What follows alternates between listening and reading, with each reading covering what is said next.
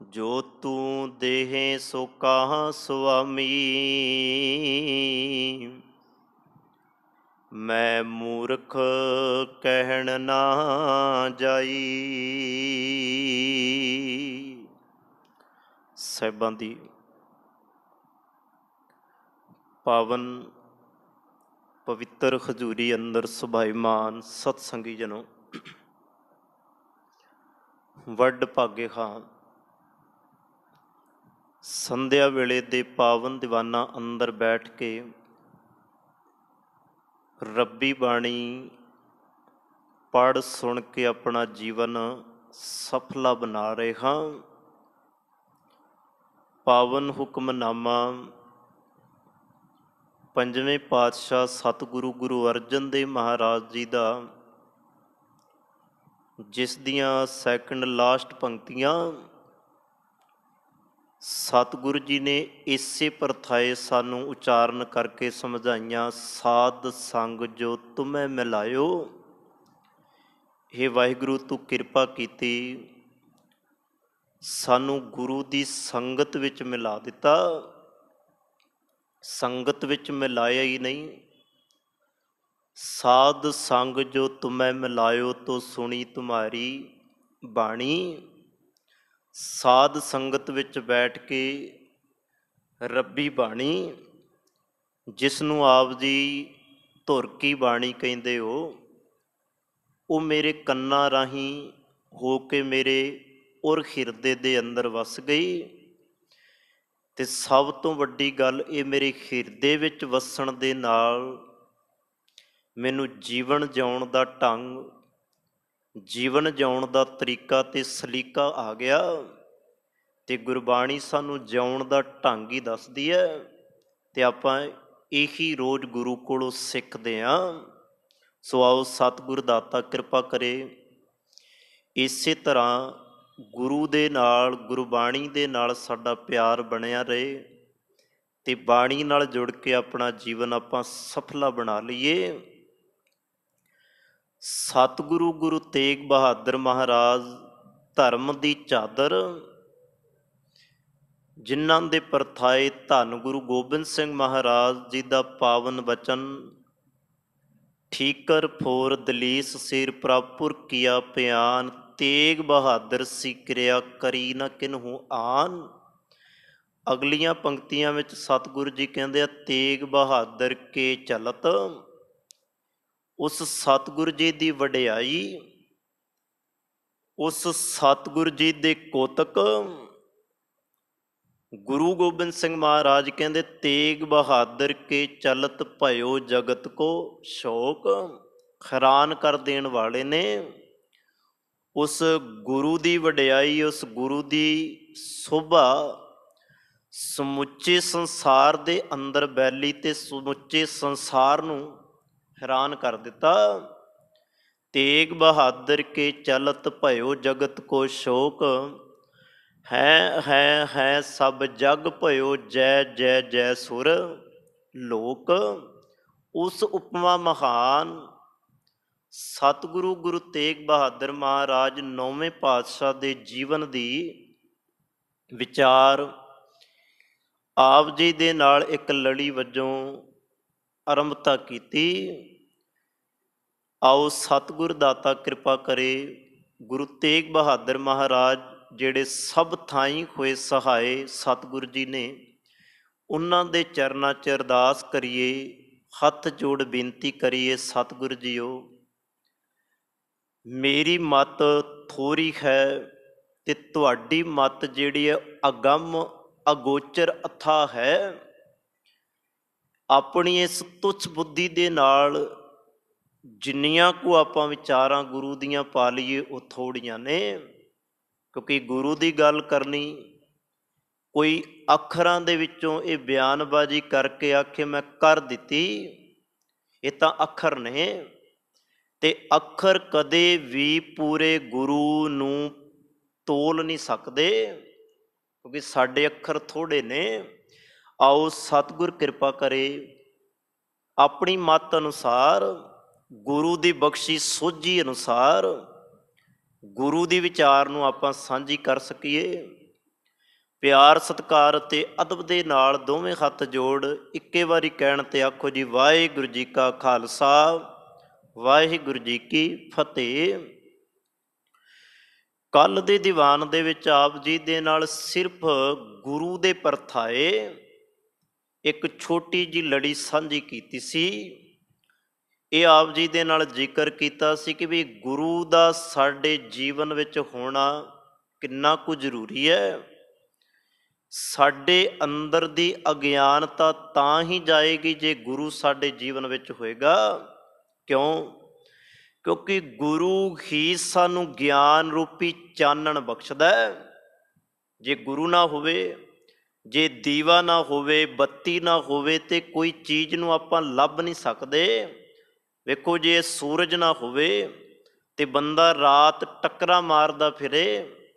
ਸੂਰਜ ਚੜ੍ਹਿਆ ਜਾਂ ਰਾਤ ਪਈ ਤੇ ਆਪਾਂ ਬੱਤੀ ਜਗਾਈ ਤਾਂ ਕਿ ਸਾਡੇ ਸਾਹਮਣੇ ਅੱਖਾਂ ਦੇ ਪਈਆਂ ਚੀਜ਼ਾਂ ਦਿਸ ਜਾਣ। ਸਤਿਗੁਰੂ ਜੀ ਦੀ ਬਾਣੀ ਗੁਰੂ ਅਰਜਨ ਦੇਵ ਮਹਾਰਾਜ ਇੱਕ ਬੜਾ ਪਿਆਰਾ ਬਚਨ ਕਰਦੇ ਆ, ਗੁਰੂ ਤੋਂ ਬਿਨਾਂ ਕੋਈ ਗਵਾਚੀ ਹੋਈ ਚੀਜ਼ ਲੱਭ ਕੇ ਵੀ ਤੈਨੂੰ ਨਹੀਂ ਦੇ ਸਕਦਾ। ਹੁਣ ਸਾਡੇ ਕੋਲ ਗਵਾਚਿਆ ਕੀ ਹੈ, ਅਸੀਂ ਲੱਭਣਾ ਕੀ ਹੈ, ਇਹ ਸਾਨੂੰ ਗੁਰੂ ਦੱਸਦਾ ਹੈ। ਅਸੀਂ ਆਪਣੇ ਆਪੇ ਨੂੰ ਗਵਾ ਬੈਠੇ ਹਾਂ। ਆਪਣੇ ਆਪੇ ਨੂੰ ਗਵਾ ਕੇ ਅਸੀਂ ਗੁਰੂ ਨਿਰੰਕਾਰ ਨੂੰ ਭੁੱਲ ਚੁੱਕੇ ਹਾਂ ਤੇ ਗੁਰੂ ਸਾਨੂੰ ਨਿਰੰਕਾਰ ਯਾਦ ਕਰਾਉਂਦਾ ਬਾਣੀ ਦੇ ਰਾਹੀਂ। ਸਤਿਗੁਰੂ ਗੁਰੂ ਅਰਜਨ ਦੇਵ ਮਹਾਰਾਜ ਦਾ ਇੱਕ ਬਚਨ ਹੈ, ਗਿਆਨ ਅੰਜਨ ਗੁਰ ਦੀਆ। ਇਹ ਗੁਰੂ ਨੇ ਦਿੱਤਾ ਗਿਆਨ ਦਾ ਅੰਜਨ। ਅੰਜਨ ਦਾ ਅਰਥ ਹੁੰਦਾ ਸੁਰਮਾ। ਤੇ ਜਦੋਂ ਗੁਰੂ ਨੇ ਗਿਆਨ ਦਾ ਸੁਰਮਾ ਦਿੱਤਾ, ਗਿਆਨ ਦਾ ਚਾਨਣ ਦਿੱਤਾ, ਅਗਿਆਨ ਅੰਧੇਰ ਵਿਨਾਸ਼, ਹਨੇਰਾ ਦੂਰ ਹੋ ਗਿਆ। ਉਸ ਉਪਮਾ ਮਹਾਨ ਸਤਿਗੁਰੂ ਗੁਰੂ ਤੇਗ ਬਹਾਦਰ ਮਹਾਰਾਜ ਸਤਿਗੁਰੂ ਜੀ ਦੇ ਜੀਵਨ ਦੇ ਵਿਚਾਰ ਕੱਲ ਦੇ ਦੀਵਾਨ ਦੇ ਵਿੱਚ ਆਪਾਂ ਇੱਥੇ ਛੱਡੀ ਸੀ। ਭਾਈ ਗੁਰਦਾਸ ਜੀ ਦੇ ਕਥਨ ਅਨੁਸਾਰ ਇੱਕ ਬੜਾ ਪਿਆਰਾ ਬਚਨ ਆਪ ਜੀ ਦੇ ਨਾਲ ਸਾਂਝਾ ਕੀਤਾ। ਭਾਈ ਗੁਰਦਾਸ ਜੀ ਦਾ ਗੁਰੂ ਦੇ ਪ੍ਰਤੀ ਪ੍ਰੇਮ, ਗੁਰੂ ਦੇ ਪ੍ਰਤੀ ਸ਼ਰਧਾ ਭਾਵਨਾ, ਇਸ ਬਚਨ ਦੇ ਅੰਦਰੋਂ ਆਪਾਂ ਵੇਖਣੀ ਹੈ ਕਿ ਵੀ ਉਹਨਾਂ ਦੀ ਅੱਖ ਗੁਰੂ ਨੂੰ ਕਿਵੇਂ ਵੇਖਦੀ ਹੈ। ਨਾਲ ਇੱਕ ਬੇਨਤੀ ਹੋਰ ਕਰਦਿਆਂ, ਇਹ ਜਿਹੜਾ ਬਚਨ ਮੈਂ ਤੁਹਾਡੇ ਨਾਲ ਸਾਂਝਾ ਕਰਨਾ ਹੈ, ਇਸੇ ਬਚਨ ਦੇ ਅੰਦਰੋਂ ਗੁਰੂ ਦੇ ਅੰਦਰ ਦੀ ਪਾਵਰ, ਗੁਰੂ ਦੇ ਅੰਦਰ ਦੀ ਸ਼ਕਤੀ, ਕਿ ਗੁਰੂ ਕੀ ਨਹੀਂ ਕਰ ਸਕਦਾ, ਜਿਹੜਾ ਸਭ ਕੁਝ ਕਰਨਹਾਰ ਹੈ, ਆਪਾਂ ਇਸ ਬਚਨ ਵਿੱਚੋਂ ਵੇਖਾਂਗੇ ਜਿੱਥੇ ਆਪਾਂ ਕੱਲ ਵਿਚਾਰ ਛੱਡੀ ਸੀ।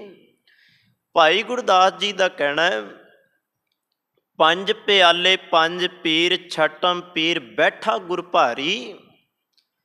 ਹੁਣ ਚਲੋ, ਗੁਰੂ ਤੇਗ ਬਹਾਦਰ ਮਹਾਰਾਜ ਜੀ ਦਾ ਪ੍ਰਕਾਸ਼ ਜਿਸ ਗੁਰੂ ਦੇ ਘਰ ਤੇ ਜਿਸ ਮਾਤ ਦੀ ਕੁੱਖ ਦੇ ਵਿੱਚੋਂ ਹੋਣਾ, ਉਸ ਗੁਰੂ ਨੂੰ ਵਡਿਆਇਆ, ਉਸ ਪਿਤਾ ਨੂੰ ਵਡਿਆਇਆ। ਤੇ ਭਾਈ ਗੁਰਦਾਸ ਜੀ ਕਹਿੰਦੇ ਆ, ਪੰਜ ਪਿਆਲੇ ਪੰਜ ਪੀਰ ਛਟਮ ਪੀਰ ਬੈਠਾ ਗੁਰ ਭਾਰੀ, ਅਰਜਨ ਕਾਇਆ ਪਲਟ ਕੈ ਮੂਰਤ ਹਰ ਗੋਬਿੰਦ ਸਵਾਰੀ।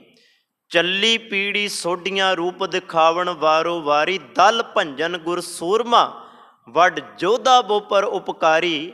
ਅਗਲੀ ਬੇਨਤੀ ਕੱਲ ਇੱਥੇ ਛੱਡੀ ਸੀ ਕਿ ਵੀ ਸੋਢੀਆਂ ਦੀ ਕੁੱਲ ਚੱਲੀ ਗੁਰੂ ਰਾਮਦਾਸ ਮਹਾਰਾਜ ਦੇ ਘਰ ਤੋਂ। ਗੁਰੂ ਰਾਮਦਾਸ ਮਹਾਰਾਜ ਦੇ ਘਰ 3 ਪੁੱਤਰਾਂ ਦਾ ਜਨਮ ਹੁੰਦਾ ਹੈ। ਉਹ 3 ਪੁੱਤਰ ਕਿਹੜੇ ਨੇ? ਸਭ ਤੋਂ ਵੱਡੇ ਪੁੱਤਰ ਨੇ ਬਾਬਾ ਪ੍ਰਿਥੀਆ ਜੀ, ਉਹਨਾਂ ਤੋਂ ਛੋਟੇ ਪੁੱਤਰ ਨੇ ਬਾਬਾ ਮਹਾਦੇਵ ਜੀ। ਸਿਰਫ ਸੋਢੀਆਂ ਕੁੱਲ ਦੀ ਜਿਹੜੀ ਅਗਾਂਹ ਤੱਕ ਤੁਰਨੀ ਪੀੜੀ ਹੈ, ਉਹਦੀ ਥੋੜ੍ਹਾ ਜਿਹਾ ਆਪ ਜੀ ਦੇ ਨਾਲ ਸਾਂਝਾ ਕਰਨ ਲੱਗਾ। ਫਿਰ ਗੁਰੂ ਤੇਗ ਬਹਾਦਰ ਮਹਾਰਾਜ, ਕਿਉਂਕਿ ਉਸੇ ਕੁੱਲ ਦੇ ਵਿੱਚੋਂ ਗੁਰੂ ਤੇਗ ਬਹਾਦਰ ਮਹਾਰਾਜ ਨੇ ਗੁਰੂ ਰਾਮਦਾਸ ਮਹਾਰਾਜ ਦੇ ਘਰ ਵਿੱਚ 3 ਪੁੱਤਰਾਂ ਦਾ ਜਨਮ ਹੁੰਦਾ ਹੈ। ਸਭ ਤੋਂ ਵੱਡੇ ਬਾਬਾ ਪ੍ਰਿਥੀਆ ਜੀ, ਉਹਨਾਂ ਤੋਂ ਛੋਟੇ ਬਾਬਾ ਮਹਾਦੇਵ ਜੀ, ਬਾਬਾ ਮਹਾਦੇਵ ਤੋਂ ਛੋਟੇ ਸੱਚੇ ਪਿਤਾ ਧੰਨ ਧੰਨ ਬਾਣੀ ਕੇ ਬਹੁਤੇ ਗੁਰੂ ਅਰਜਨ ਦੇਵ ਮਹਾਰਾਜ। ਗੁਰੂ ਅਰਜਨ ਦੇਵ ਮਹਾਰਾਜ ਜੀ ਨੂੰ ਗੁਰਤਾ ਗੱਦੀ ਮਿਲਦੀ ਹੈ। ਗੁਰੂ ਅਰਜਨ ਦੇਵ ਮਹਾਰਾਜ ਦੇ ਘਰ ਵਿੱਚ ਲੰਮੇ ਸਮੇਂ ਤੋਂ ਬਾਅਦ ਇੱਕ ਪੁੱਤਰ ਦਾ ਪ੍ਰਕਾਸ਼ ਹੁੰਦਾ ਹੈ, ਜਿਹਦੇ ਬਾਰੇ ਆਪਾਂ ਗੱਲ ਕਰ ਰਹੇ ਹਾਂ। ਵੱਡ ਯੋਧਾ ਬਹੁ ਪਰ ਉਪਕਾਰੀ ਸਤਿਗੁਰੂ ਮੀਰੀ ਪੀਰੀ ਦੇ ਮਾਲਕ ਗੁਰੂ ਹਰਗੋਬਿੰਦ ਪਾਤਸ਼ਾਹ। ਗੁਰੂ ਹਰਗੋਬਿੰਦ ਪਾਤਸ਼ਾਹ ਦੇ ਘਰ ਹੁਣ 5 ਪੁੱਤਰਾਂ ਦਾ ਪ੍ਰਕਾਸ਼ ਤੇ ਇੱਕ ਪੁੱਤਰੀ ਦਾ ਜਨਮ ਹੁੰਦਾ ਹੈ।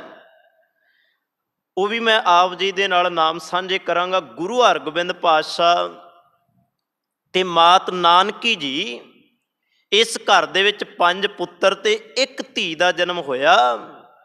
ਸਭ ਤੋਂ ਵੱਡੇ ਪੁੱਤਰ ਨੇ ਬਾਬਾ ਗੁਰਦਿੱਤਾ ਜੀ, ਉਹਨਾਂ ਤੋਂ ਛੋਟੇ ਪੁੱਤਰ ਨੇ ਬਾਬਾ ਅਟਲ ਰਾਏ ਜੀ, ਉਹਨਾਂ ਤੋਂ ਛੋਟੇ ਪੁੱਤਰ ਨੇ ਬਾਬਾ ਅਣੀ ਰਾਏ ਜੀ, ਤੇ ਚੌਥੇ ਨੰਬਰ ਤੇ ਜਿਹੜਾ ਨਾਮ ਆਉਂਦਾ ਹੈ ਬਾਬਾ ਸੂਰਜ ਮੱਲ ਜੀ ਦਾ ਨਾਮ ਆਉਂਦਾ ਹੈ। ਤੇ ਉਹਨਾਂ ਤੋਂ ਛੋਟੇ ਜਿਹੜੇ ਨੇ ਬੀਬੀ ਵੀਰੋ ਜੀ ਦਾ ਨਾਮ ਆਉਂਦਾ ਹੈ। ਇੱਕ ਧੀ, ਜਿਸ ਦਿਨ ਗੁਰੂ ਹਰਗੋਬਿੰਦ ਪਾਤਸ਼ਾਹ ਦੇ ਗੁਰੂ ਕੇ ਮਹਿਲ ਸ੍ਰੀ ਅੰਮ੍ਰਿਤਸਰ ਸਾਹਿਬ ਦੀ ਧਰਤੀ ਤੇ ਸਤਿਗੁਰੂ ਗੁਰੂ ਤੇਗ ਬਹਾਦਰ ਮਹਾਰਾਜ ਜੀ ਦਾ ਪ੍ਰਕਾਸ਼ ਹੋਇਆ। ਇਤਿਹਾਸ ਕਹਿੰਦਾ, ਇਤਿਹਾਸ ਵਿੱਚ ਇਹ ਗੱਲ ਲਿਖੀ ਹੈ। ਇਤਿਹਾਸ ਕਹਿੰਦਾ ਜਦੋਂ ਸਤਿਗੁਰੂ ਜੀ ਦੇ ਘਰ ਪੁੱਤਰ ਦੀ ਦਾਤ ਹੋਈ, ਪਰਮਾਤਮਾ ਨੇ ਇੱਕ ਹੋਰ ਪੁੱਤਰ ਬਖਸ਼ਿਆ ਤੇ ਇੱਕ ਸੇਵਕ ਗੁਰੂ ਹਰਗੋਬਿੰਦ ਪਾਤਸ਼ਾਹ ਦੇ ਚਰਨਾਂ 'ਚ ਜਾ ਕੇ ਇਹ ਗੱਲ ਦੱਸਦਾ ਹੈ, ਇਹ ਖੁਸ਼ਖਬਰੀ ਦਿੰਦਾ ਹੈ। ਉਸ ਵੇਲੇ ਹਜ਼ੂਰ ਮੀਰੀ ਪੀਰੀ ਦੇ ਮਾਲਕ ਸਤਿਗੁਰੂ ਵੱਡ ਯੋਧੇ ਬਹੁ ਪਰ ਉਪਕਾਰੀ ਸਤਿਗੁਰੂ ਜੀ, ਸੰਸਾਰ ਦਾ ਭਲਾ ਕਰਨ ਵਾਲੇ, ਸੰਸਾਰ ਨੂੰ ਤਾਰਨ ਵਾਲੇ ਸਤਿਗੁਰੂ ਜੀ ਸ਼੍ਰੀ ਅੰਮ੍ਰਿਤਸਰ ਸਾਹਿਬ ਦੀ ਧਰਤੀ ਤੇ ਸ਼੍ਰੀ ਦਰਬਾਰ ਸਾਹਿਬ ਸੱਚਖੰਡ ਸ਼੍ਰੀ ਹਰਿਮੰਦਰ ਸਾਹਿਬ ਵਿਖੇ ਬੈਠੇ ਆਸਾ ਕੀ ਵਾਰ ਦਾ ਕੀਰਤਨ ਪਏ ਸੁਣਦੇ ਆ। ਉਹਨਾਂ ਦੇ ਨਾਲ ਸਤਿਗੁਰੂ ਜੀ ਦੇ ਕੁਝ ਗੁਰਸਿੱਖਾਂ ਦਾ ਵੀ ਜ਼ਿਕਰ ਆਇਆ।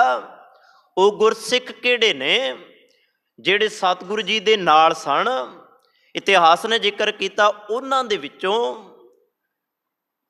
ਬਾਬਾ ਬੁੱਢਾ ਜੀ, ਭਾਈ ਗੁਰਦਾਸ ਜੀ ਤੇ ਹੋਰ ਅਨੇਕਾਂ। ਇੱਕ ਸਿੱਖ ਦਾ ਹੋਰ ਜ਼ਿਕਰ ਆਉਂਦਾ, ਭਾਈ ਬਿਧੀ ਚੰਦ, ਜਿਹਨੂੰ ਸਤਿਗੁਰੂ ਜੀ ਨੇ ਕਿਹਾ ਸੀ ਬਿਧੀ ਚੰਦ ਛੀਨਾ ਗੁਰੂ ਦਾ ਸੀਨਾ। ਹੁਣ ਇਹ ਵੀ ਸਤਿਗੁਰੂ ਜੀ ਦੇ ਨਾਲ ਬੈਠਿਆ। ਸੇਵਕ ਆਉਂਦਾ ਹੈ, ਗੁਰੂ ਹਰਗੋਬਿੰਦ ਪਾਤਸ਼ਾਹ ਨੂੰ ਆ ਕੇ ਕਹਿੰਦਾ, ਗੁਰੂ ਹਰਗੋਬਿੰਦ ਪਾਤਸ਼ਾਹ ਜੀ, ਸਤਿਗੁਰ ਦੀਨ ਦੁਨੀਆ ਨੂੰ ਤਾਰਨ ਵਾਲੇ ਦਿਆਲੂ ਕਿਰਪਾਲੂ ਖੇ ਵਾਹਿਗੁਰੂ ਪਰਮਾਤਮਾ ਗੁਰੂ ਨਾਨਕ ਜੋਤ ਸਤਿਗੁਰੂ ਜੀ, ਆਪ ਜੀ ਦੇ ਘਰ ਪੁੱਤਰ ਦੀ ਦਾਤ ਬਖਸ਼ੀ ਵਾਹਿਗੁਰੂ ਨੇ। ਆਸਾ ਕੀ ਵਾਰ ਦੀ ਸੰਪੂਰਨਤਾ ਹੁੰਦੀ ਹੈ, ਸਮਾਪਤੀ ਹੁੰਦੀ ਹੈ। ਅਰਦਾਸ ਹੋਈ, ਉਸ ਤੋਂ ਬਾਅਦ ਮੁੱਖ ਵਾਕ ਸੁਣਨ ਤੋਂ ਬਾਅਦ ਗੁਰੂ ਹਰਗੋਬਿੰਦ ਪਾਤਸ਼ਾਹ ਜੀ ਆਪਣੇ ਮਹਿਲਾਂ ਵੱਲ ਪਰਤਦੇ ਆ। ਮਹਿਲਾਂ ਵੱਲ ਗਏ। ਇਸ ਤੋਂ ਪਹਿਲਾਂ ਇੱਕ ਬਚਨ ਛੋਟਾ ਜਿਹਾ ਕਹਿ ਦਿਆਂ, ਜਿਹੜਾ ਆਪ ਜੀ ਦੇ ਨਾਲ ਸਾਂਝਾ ਕੀਤਾ ਸੀ। ਸਤਿਗੁਰੂ ਜੀ ਦਾ ਜਿਸ ਵੇਲੇ ਪ੍ਰਕਾਸ਼ ਹੋਇਆ ਗੁਰੂ ਤੇਗ ਬਹਾਦਰ ਮਹਾਰਾਜ ਜੀ ਦਾ, ਉਸ ਤੋਂ ਪਹਿਲਾਂ ਦਾ ਜ਼ਿਕਰ ਵੀ ਭਾਈ ਗੁਰਦਾਸ ਜੀ ਕਰਦੇ ਆ। ਜਿਹੜਾ ਬਚਨ ਤੁਹਾਡੇ ਨਾਲ ਸਾਂਝਾ ਕੀਤਾ, ਉਹਦੇ ਵਿੱਚ ਸਤਿਗੁਰੂ ਜੀ ਨੇ ਬਕਾਇਦਾ ਸਿੱਖਾਂ ਨੂੰ ਇਹ ਗੱਲ ਸੰਬੋਧਨ ਕਰਕੇ ਆਖੀ ਸੀ। ਜਦੋਂ ਸਿੱਖਾਂ ਨੇ ਅਰਦਾਸ ਕੀਤੀ, ਮੀਰੀ ਪੀਰੀ ਦੇ ਮਾਲਕ ਸਤਿਗੁਰੂ ਜੀ ਨੂੰ ਇਹ ਗੱਲ ਆਖੀ, ਸਤਿਗੁਰੂ ਜੀ ਉਹ 6 ਪੀੜ੍ਹੀਆਂ ਤੱਕ, 6 ਮਹਿਲਾਂ ਤੱਕ ਆਪ ਜੀ ਨੇ ਸਿੱਖਾਂ ਨੂੰ ਦਰਸ਼ਨ ਦੇ ਕੇ ਨਿਹਾਲ ਕੀਤਾ। ਕਿਰਪਾ ਕਰਕੇ ਸਾਨੂੰ ਦੱਸੋ ਕਿ ਵੀ ਅੱਗੇ ਕਿਸ ਤਰ੍ਹਾਂ ਤੁਸੀਂ ਸਾਨੂੰ ਨਿਹਾਲ ਕਰੋਗੇ। ਅਗੰਮ ਅਗੋਚਰ, ਭਾਈ ਗੁਰਦਾਸ ਜੀ ਕਹਿੰਦੇ ਆ, ਅਗੰਮ ਅਗੋਚਰ ਸਤਿਗੁਰੂ ਬੋਲੇ ਮੁਕਤੇ ਸੁਣੋ ਸੰਸਾਰੀ। ਉਹ ਅਗੰਮੀ ਪਰਮਾਤਮਾ, ਅਗੰਮੀ ਸਮੁੰਦਰ, ਉਹ ਅਗੋਚਰ ਜਿਹੜੇ ਗਿਆਨ ਇੰਦਰੀਆਂ ਤੋਂ ਪਰੇ ਨੇ, ਉਹ ਵਾਹਿਗੁਰੂ ਸਤਿਗੁਰੂ ਰੂਪ ਗੁਰੂ ਹਰਗੋਬਿੰਦ ਪਾਤਸ਼ਾਹ ਆਪਣੇ ਮੁਖ ਤੋਂ ਬੋਲਦੇ ਆ। ਇਹ ਸੰਸਾਰ ਦੇ ਲੋਕੋ ਸੁਣੋ, ਅਗੰਮ ਅਗੋਚਰ ਸਤਿਗੁਰੂ ਮੁਕਤੇ ਬੋਲੇ ਸੁਣੋ ਸੰਸਾਰੀ। ਕਲਯੁਗ ਪੀੜੀ ਸੋਢੀਆਂ गुरु हरगोबिंद पातशाह भाव भाई गुरदास जी कहते ये बोल सतगुरु जी ने आखे, कलयुग पीढ़ी पीढ़ी सोढ़ियां। सतगुरु जी कहते कि भी इसे तरह अगम अगोचर सतगुरु इसे तरह ही तुहानू अगे सोढ़ियां दी कुल विच दर्शन देणगे। ये सतगुरु जी ने बचन किया ते उसे कुल दे अंदर हुण सतगुरु गुरु तेग बहादुर महाराज का प्रकाश होया। हुण जदों सतगुरु अपने महलों वाल आए, सतगुरु जी महलों वाल परते ते आउंदियां सार सतगुरु जी ने अपनियां बाहां दे विच अपने हत्थां दे विच गुरु तेग बहादुर महाराज जी नूं लिया ते अपने हत्थां विच लैके गुरु हरगोबिंद पातशाह ने अपने पुत्र दे लई कुछ बचन आखे, जिहड़े इतिहास ने संभाले, इतिहासकारां ने संभाले, या कई रहतनामिਆਂ दे अंदर या ਇਹੋ ਜਿਹੇ धार्मिक ग्रंथ ने साडे जिन्हां दे अंदर ये बचन संभाले हुए ने, जिहड़े उस वेले गुरु हरगोबिंद पातशाह ने सतगुरु गुरु तेग बहादुर महाराज अपने पुत्र दे परथाए आखे। चलो वो अलग अलग गल्लां इतिहासकारां ने बयान कीतियां। सतगुरु जी ने जिहड़े बचन उच्चारण किए, वो बचन ये उच्चारण किए, कहन लगे मेरे घर दे अंदर अज उस पुत्र दा प्रकाश होया जिहड़ा सिर्फ देना जानदा है, लैना कुछ नहीं जानदा, जिहदी सिर्फ बिरती देण दी है, लैण दी नहीं। इत्थे फिर बेनती ध्यान नाल सुनियो, जदों इहदे अर्थ आपां करांगे ना, कुछ देण दी बिरती ते कुछ लैण दी बिरती, इहदे विद्वानां ने थोड़े जे बड़े कमाल दे अर्थ कीते ने। देण वाला हमेशा त्यागी हुंदा है ते लैण वाला हमेशा लोभी हुंदा है, क्योंकि जिहदे अंदर चाहना हुंदी है वो लोभ दे विच छिपिया हुंदा है, भाव उहदे अंदर लोभी बिरती है, क्योंकि वो चाहुंदा है मैनू कुछ मिले। पर जिहदे अंदर कुछ देण दी चाहना हुंदी है, चेते रखना वो सब तो वड्डा त्यागी हुंदा है। इसे बचना दे राही इतिहासकार ये गल कहंदे आ, सतगुरु गुरु हरगोबिंद पातशाह ने अपने पुत्र दा नाम त्याग मल रखिया सी, क्योंकि उहदी बिरती नूं सतगुरु जी ने बचपन विच पढ़ लिया। तो हुण इत्थे एक शंका साडे अंदर ये ना पैदा हो जाए, क्योंकि माफ़ करना चीर फड़ बड़ी आपां कर लैंदे आ, आपां गुरु की समर्था नूं भुलदे आ। इतिहासकार कहंदा सतगुरु गुरु हरगोबिंद पातशाह ने जदों ये बचन अपने पुत्र दे लई आखे ते नाल ही सतगुरु जी ने झुक के अपने उस पुत्र नूं सिजदा भी कीता।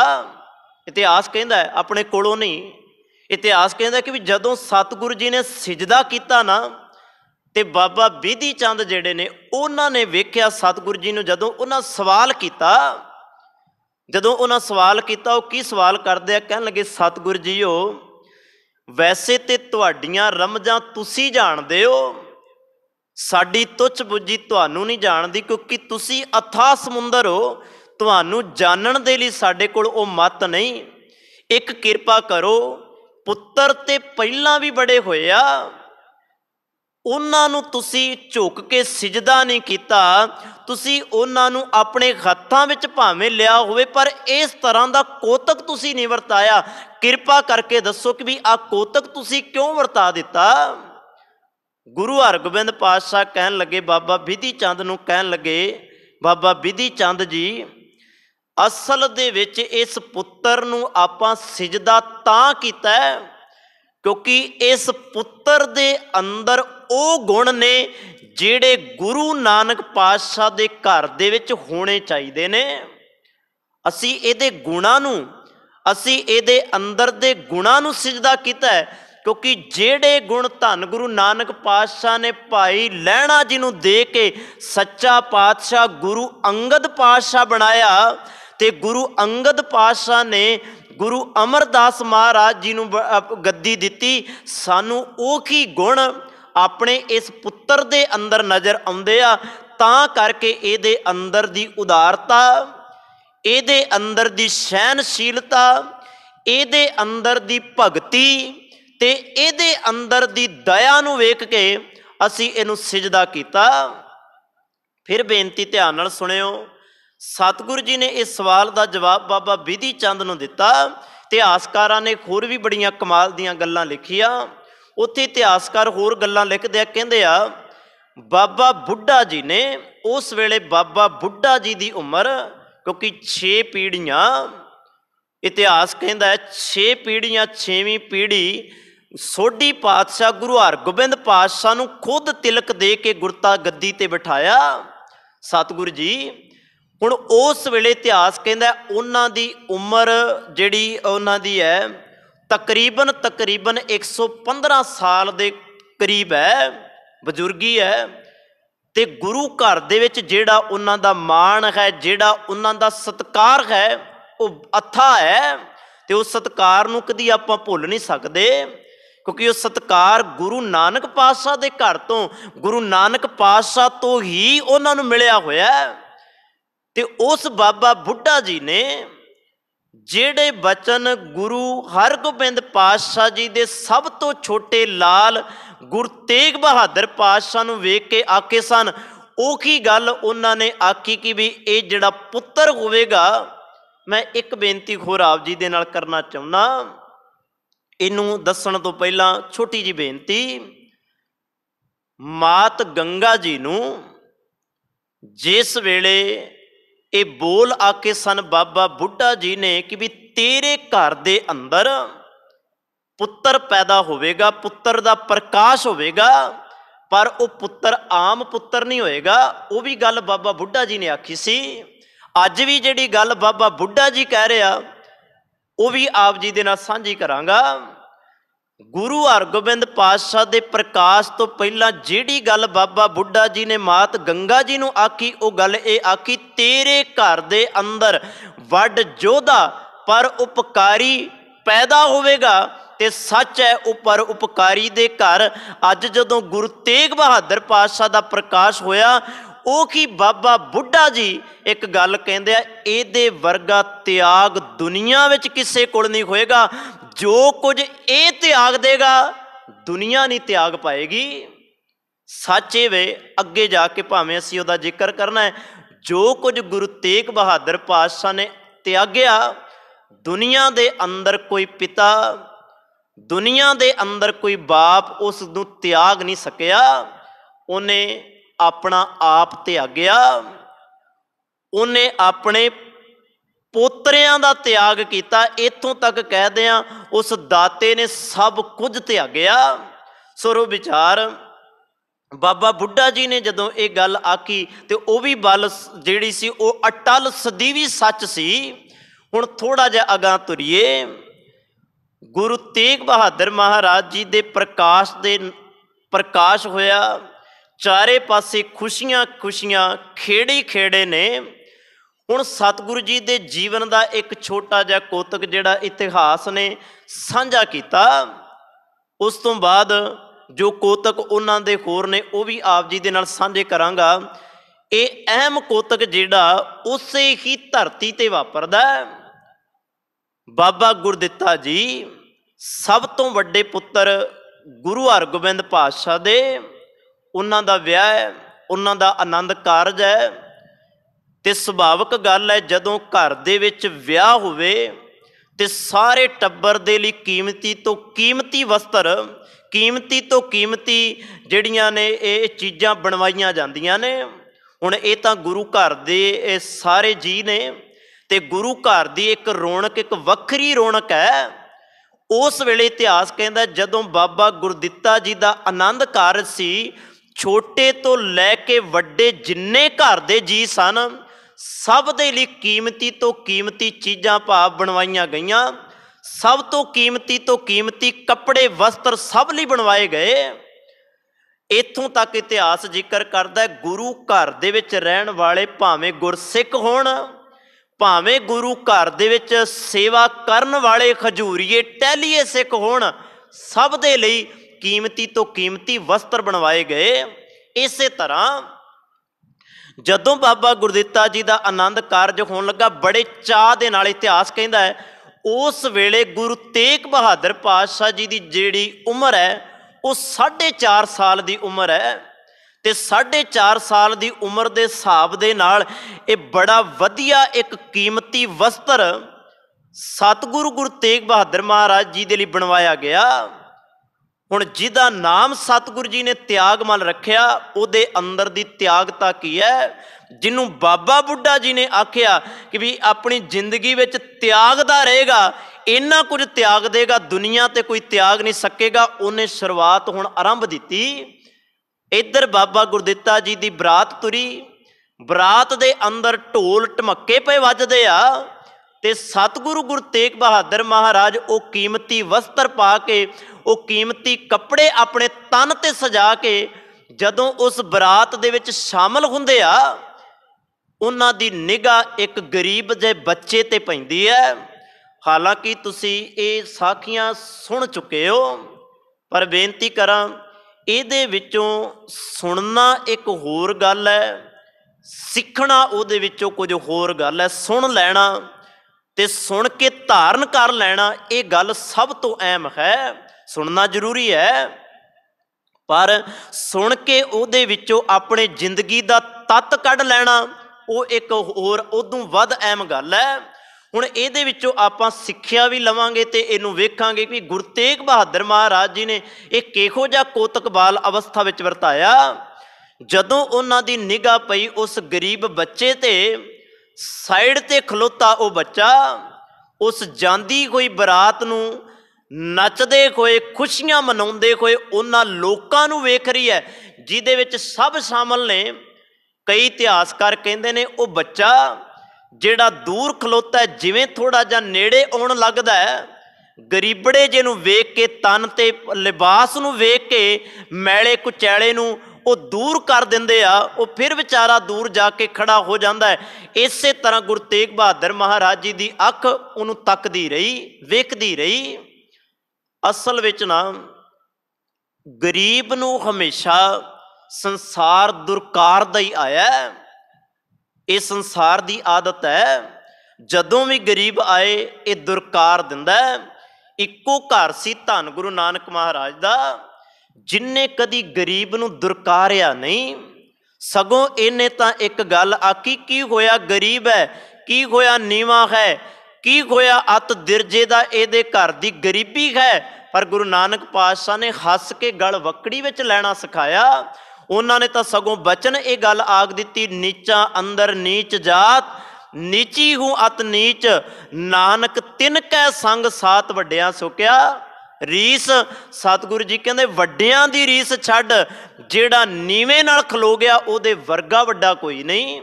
ਗੁਰੂ ਨਾਨਕ ਮਹਾਰਾਜ ਜੀ ਦੇ ਘਰ ਨੇ ਤਾਂ ਨੀਵਿਆਂ ਨੂੰ, ਗਰੀਬਾਂ ਨੂੰ ਗਲ ਵਕੜੀ ਵਿੱਚ ਲੈਣਾ ਸਿਖਾਇਆ। ਇਹ ਕਿਵੇਂ ਹੋ ਸਕਦਾ ਸੀ? ਗੁਰੂ ਤੇਗ ਬਹਾਦਰ ਪਾਤਸ਼ਾਹ ਦੀ ਅੱਖ ਵੇਖਦੀ ਹੋਵੇ ਤੇ ਉਸ ਨੂੰ ਦੁਰਕਾਰ ਦਾ ਕੋਈ ਹੋਵੇ, ਇਹ ਗੱਲ ਵੇਖੀ ਨਾ ਗਈ। ਸਤਿਗੁਰੂ ਗੁਰੂ ਤੇਗ ਬਹਾਦਰ ਮਹਾਰਾਜ ਕੋਲ ਜਾ ਕੇ ਖਲੋ ਗਏ। ਕੋਲ ਜਾ ਕੇ ਖਲੋ ਕੇ ਕਹਿਣ ਲੱਗੇ, ਮਿੱਤਰ ਤੇਰੇ ਤਨ ਤੇ ਇੰਨੇ ਜਿਹੜਾ ਲਿਬਾਸ ਤੂੰ ਪਾਇਆ ਇਹ ਪਾਟਾ ਪੁਰਾਣਾ ਜਿਹਾ ਕਿਉਂ ਹੈ? ਤੂੰ ਕੋਈ ਚੰਗਾ ਲਿਬਾਸ ਕਿਉਂ ਨਹੀਂ ਪਾਇਆ? ਹੁਣ ਉਸ ਬੱਚੇ ਨੇ ਆਖਿਆ, ਕਿਹਦਾ ਜੀ ਨਹੀਂ ਕਰਦਾ ਆਪਣੇ ਤਨ ਤੇ ਇਹੋ ਜਿਹੀਆਂ ਰੌਣਕਾਂ ਦੇ ਵੇਖ ਕੇ ਆਪਣੇ ਤਨ ਤੇ ਚੰਗਾ ਵਸਤਰ ਪਾਉਣ ਨੂੰ। ਫਿਰ ਗੁਰੂ ਤੇਗ ਬਹਾਦਰ ਮਹਾਰਾਜ ਕਹਿੰਦੇ ਆ ਕਿ ਤੇਰੇ ਮਾਂ ਤੇਰੇ ਬਾਪ ਨੇ ਤੈਨੂੰ ਵਸਤਰ ਨਹੀਂ ਲੈ ਕੇ ਦਿੱਤੇ। ਇਹ ਇਤਿਹਾਸ ਕਹਿੰਦਾ ਹੈ। ਕਹਿਣ ਲੱਗੇ ਜਦੋਂ ਗੁਰੂ ਤੇਗ ਬਹਾਦਰ ਮਹਾਰਾਜ ਜੀ ਨੇ ਇਹ ਗੱਲ ਆਖੀ ਤੇ ਉਹ ਬੱਚਾ ਕਹਿਣ ਲੱਗਾ, ਕਿਹਦੀ ਮਾਂ ਕਿਹਦਾ ਬਾਪ ਨਹੀਂ ਚਾਹੁੰਦਾ ਕਿ ਵੀ ਉਹਦਾ ਪੁੱਤਰ ਪਾਟੇ ਪੁਰਾਣੇ ਲਿਬਾਸ ਪਾ ਕੇ ਘੁੰਮੇ। ਸਭ ਦੇ ਮਾਂ-ਬਾਪ ਚਾਹੁੰਦੇ ਆ ਕਿ ਵੀ ਸਾਡਾ ਪੁੱਤਰ ਸਾਡੀ ਧੀ ਚੰਗੇ ਵਸਤਰ, ਚੰਗਾ ਖਾ, ਚੰਗਾ ਹੰਢਾ ਪੀ ਸਕੇ। ਸਭ ਦੇ ਮਾਂ-ਬਾਪ ਇਹ ਚਾਹੁੰਦੇ ਆ। ਪਰ ਕੀ ਕਰਾਂ, ਮੇਰੇ ਘਰ ਦੇ ਵਿੱਚ ਇੱਕ ਟਾਈਮ ਦੀ ਰੋਟੀ ਮਸਾਂ ਪੱਕਦੀ ਹੈ। ਦੱਸੋ ਮੈਂ ਰੋਟੀ ਖਾਵਾਂ ਕਿ ਕੱਪੜੇ ਲਵਾਂ? ਹੁਣ ਜਦੋਂ ਇੰਨੀ ਕੁ ਗੱਲ ਹੋਈ ਤਾਂ ਗੁਰੂ ਤੇਗ ਬਹਾਦਰ ਮਹਾਰਾਜ ਪਾਤਸ਼ਾਹ ਜਿਨ੍ਹਾਂ ਦੇ ਅੰਦਰ ਤਿਆਗ ਸੀ, ਉਹਨਾਂ ਨੇ ਆਪਣਾ ਕੀਮਤੀ ਵਸਤਰ ਲਾ ਕੇ ਉਸ ਤਨ ਦੇ ਉੱਤੇ ਪਾ ਦਿੱਤਾ। ਆਪਣੇ ਆਪ ਨੂੰ ਭਾਵੇਂ ਨਗੇਜ ਵਿੱਚ ਲੈ ਆਂਦਾ, पर किसी दा नंगेज ढक दिता। हुण जदों वापस आए, इतिहास ये भी कहता है कईयां ने मात नूं जाके शिकायत लाई, कईयां ने गुरु हरगोबिंद पातशाह नूं शिकायत लाई, तुहाडे पुत्तर ने कीमती लिबास ला के उस गरीब दे तन दे उत्ते पा दिता, तुसी अपने पुत्तर नूं कुछ सिखावो, कुछ दसो उहनूं कि एडे कीमती वस्त्र ला के किसी नूं दिया नहीं करदे। अज भी माफ करना, साडा बच्चा कोई किसी नूं कोई चीज़ दे आवे ना, माँ बाप उहनूं झिड़का मारदे आ, झिड़क मारदे आ। हाँ, इतिहास कहता है जदों मात नानकी जी दे कोल आए तो मात नानकी जी ने थोड़ा जा झिड़किया, पर गुरु हरगोबिंद पातशाह दे कोल जदों आए, गुरु हरगोबिंद पातशाह दे कोल जदों आए वो, ते गुरु हरगोबिंद पातशाह ने इक्को गल आखी, पुत वे जेड़ा काम संसार ते आके करना सी वो तुसी आरंभ भी कर दिता, वो काम आरंभ कर दिता। इसे करके तुहाडा नाम त्याग मल रखिया है, क्योंकि जेड़ा किसी दे तन नूं वेख के अंदर वैराग धारण कर ले, गुरु नानक पातशाह दे घर दे विच इहो जिहां दा ही होना जरूरी है। इहो जे चाहिए ने, तुहाडा होना ये दसदा है कि गुरु नानक महाराज सच्चा पातशाह अज भी तेरे वर्गियां दे हिरदे विच बैठदा है। गुरु हरगोबिंद पातशाह ने ये गल जदों आखी ते सब ने उस गल दे अगे सिजदा किया। चलो एक कौतक मैं आप जी दे नाल होर साझा करना सी, समा हो गया, कल नूं आपां उस कौतक दी विचार करके अगां थोड़ा जिहा तुरन दा यतन करांगे। सतगुरु गुरु तेग बहादुर महाराज कृपा करन। अरदास करिए गुरु चरनां दे अंदर, ये जो लड़ी आपां गुरु दे इतिहास दी परोई है, ये सतगुरु जी आप मेर पर हथ रख के संपूर्णता यदी करवा लैन, क्योंकि साडे अंदर वो बुद्ध नहीं मैं बार बार बेनती करा, मैं सिर्फ अखरां दे नाल बयान कर सकदा, पर ये नहीं कि भी अखर गुरु की वडियाई विच पूरे उतरदे होण, नहीं, अखर थोड़े हो जाते आ ते गुरु की वडियाई बड़ी वड्डी है, महिमा अपर अपार है मेरे सतगुरु दी। सिर्फ बाणी विचों ते इतिहास विचों सिर्फ इत्थों तक सीमित रह के मैं इतिहास नूं तुहाडे नाल साझा करांगा। इन्नी को बेनती प्रवान करियो, अरदास करियो गुरु चरनां विच बोलिया सुनिया साडे हिरदे विच वस जाए, ते उस अनुसार असीं अपने जीवन विच ओ कमाई कर सकीए। वाहिगुरू जी का खालसा, वाहिगुरू जी की